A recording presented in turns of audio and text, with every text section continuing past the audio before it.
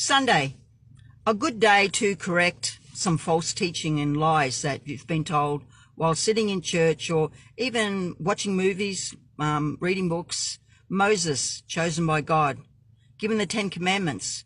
Most of the laws are based on that today. Even your Constitution in America some of it is based on the 10 Commandments. Moses, born in Africa, raised by Africans. Moses was a Hebrew, an Israelite, and a black man. All Hebrews were black. He married a woman from Ethiopia, and his sister Miriam didn't like this. She didn't like it because Ethiopians had a different culture to them. So she was talking bad about Moses marrying out of his race. So God was listening to this, and God said, Miriam, Aaron, who the one she was gossiping to, and Moses, please come to the temple steps. I have some things I want to speak to you about. So they were on the temple steps, and he said, Miriam, you have been talking about your brother Moses, slandering that he's marrying outside of his culture. That is a sin.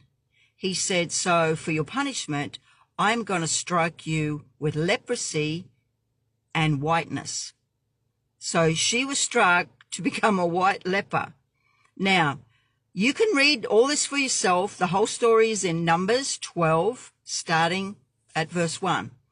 So then Moses saw this, and he said, please, God, she's my sister. She probably didn't mean to talk about me like this. Please, I beg you, restore her back. I don't want my sister to be a leper.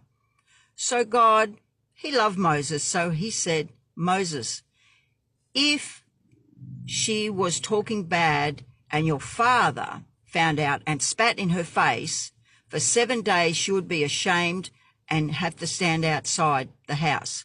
So for 7 days then, she will become a white leper. Then after 7 days, I will restore her. But do not forget this lesson. So this you can read for yourself. So next to racism, which is a very dark thing in people's hearts, is jealousy and envy.